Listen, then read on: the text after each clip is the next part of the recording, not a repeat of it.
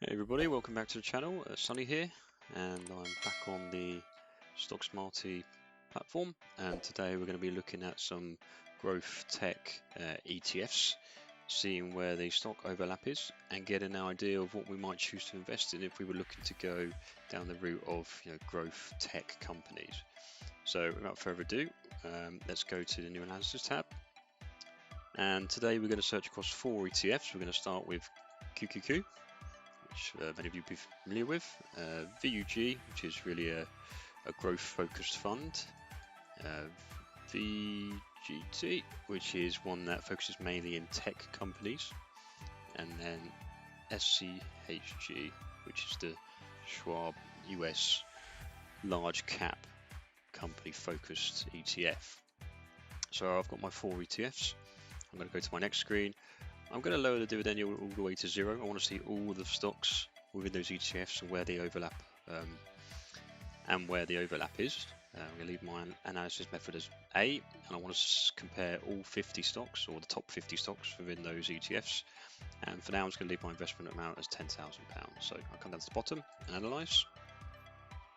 And after a few seconds, then I get my summary results. So I've got 53 stocks which qualified for my portfolio. The average dividend yield is very low at 0.4%, as you would expect. In terms of the total stocks it found, we have 100 and we've got 47 in our backups, and I'll go down and explain again around how the tool allocates between the main portfolio and the backup portfolio. The annual dividend yield for £10,000 would be about £40 a year, or £3 a month, which obviously due to the very low dividend threshold is somewhat expected. The highest yield in the results is 2.6% with an average score of 44, and it covers 10 sectors. And here we have our sector breakdown. As you can see, IT dominates the pie, makes up around 70% of the stocks within our portfolio, and that's as expected with the economy as it is at the moment, with the AI boom and the various components which make up that AI technology, semiconductors, etc. So probably not a surprise there. We go down to our portfolio. So again, as I said, we had 53 stocks allocating that portfolio, and they are stocks which appear in 2 or more ETFs. So in this case, Nvidia, for example, appeared in all 4 of them. As I scroll down, you can see that as we get to the bottom, we've got those stocks which only appeared in 2 out of 4. And the analysis that StockSmarty does is also to assess the weightings within those ETFs. So obviously, if a stock has a higher weighting within the overall 50 stocks it's analysed, and it gets a higher score. But for example, here in Equinix, it's obviously only appeared in 2 out of 4, and the weighting within the portfolios is most likely low, so it gets a lower score of 30.0% compared to the likes of Nvidia, who are about 66 for a score. As I said before, we have our backup stocks. So these are stocks which only appear in 1 out of 4 ETFs, so we're not interested in those. However, if we were to want to add them to our portfolio, all we'd have to do is press the add button, and as before explained in previous videos, it gets added into our portfolio above, but we don't want this one in our portfolio for now. And I also don't want any more than 50 stocks in my portfolio. I personally trade with Trading 212, and I use the pies, and pies don't take more than 50 stocks anyway, so I always focus on the top 50 stocks to create my own portfolio. So then if we start looking at the stocks within the portfolio, and the ones that dominate, the top 10 are the ones we probably most expect to. So we've got the likes of Nvidia, Apple, Microsoft, Broadcom, so very popular stocks at the moment with the AI boom and the way that tech is going in general. However, if you do want to look into a stock in more detail, obviously we click on the eye and it opens the stock analysis panel. It will just give you a little bit more information behind the stock and things to focus on and be wary of. For example, obviously the PE ratio of Nvidia is quite high, as is the beta. So you may decide potentially that there is talk of an AI bubble, and whether that may burst soon, and whether you want to risk investing at this stage with metrics and fundamentals such as these. Again, we can do the same for many of the other technologies in the stock. So Palantir, again, we score it as potentially a weak stock in terms of safety scoring. The PE ratio is extremely high. It's relatively volatile as well.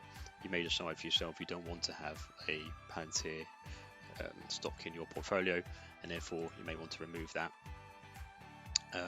from your StockSmarty portfolio and or your trading platform going forward. So as you can see here, you can go down the list and see for yourselves the stocks that are essentially those where consensus lies within these 4 ETFs. We can always analyze our portfolio as we did in previous videos. So what this will do is go through our portfolio below and review it from an AI perspective. And what the AI does is give you a snapshot of your portfolio, dividend income, which is obviously very low in this case, how sustainable this portfolio may be, with the allocation of stocks and yields, etc. Any stock concentration, so obviously we know we're heavily focused on the IT ETFs, and any potential geographical exposure, as well as the risk profile. So again, mentioned here around betas, I mean many of which have betas well over 1, which means they're very volatile and they tend to swing quite heavily. And then an overview by the actual holdings within the portfolio up to the top 25. So again, we've got that snapshot here. And then finally, a summary of the portfolio that you may wish to take into account. So if I did want to invest in a portfolio like this and allocate such pie in my trading platform, like Train212 for example, I could save my portfolio, so tech focused ETF. Press save, it will take me then back to my portfolio page, where on the face card I have obviously my portfolio name, when I created it, the amount of stocks and my average dividend, my current yield on cost, and then any price movements since inception. Again, I can go into my portfolio and see it in more detail. I've got the individual stocks here. I can then go back in and look at the individual stock cards, and I can also, if I wanted to, rerun the AI analysis at a portfolio level. I can check my dividend calendar, so again I can see what's coming up in the next days, weeks, months. So in June I've got to look forward to certain ex-div dates, certain payment dates, and then in addition I can click on portfolio news section, and what this will do will highlight some focus stories that I should be or could want to read into based on my portfolio. So for example, I've got some portfolio news here on Google and Tesla, and then the sentiment of those portfolios, so of those news stories, so whether it's positive or negative or neutral, for example. What I can also do is come to my forecast tab, and then I can select my portfolio which is created, which is tech focused ETF.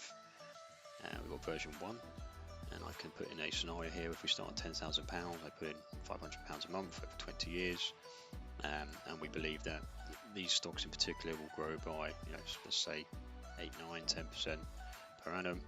What that looks like at the end of that 20-year period. So I should start with £10,000, put £500 a month, assuming that we reinvest dividends, which obviously are very low in this case anyway. However, the actual growth of these stocks over time should give us a portfolio value of around £400,000 over the 20-year period. So that's all we've got today. So that was just a quick review of 4 tech-focused ETFs that you may choose to invest in. Please come check out the StockSmarty platform. It's free to start. I hope you get use out of it, and I will link to the previous videos that I have where I explain the tool in more detail, how to use it, the benefits, etc. And if you could like and subscribe, that would really help me out. It's helped me grow the channel and reach a wider audience, which I very much appreciate.